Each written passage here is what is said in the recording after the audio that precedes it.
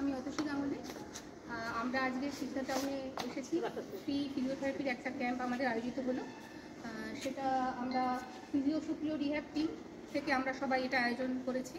তো আজকে আমাদের ক্যাম্পটা সাকসেসফুলি হয়েছে। পেশেন্টরাও যারা এসেছিল তারাও আমাদের ট্রিটমেন্টে খুবই হ্যাপি।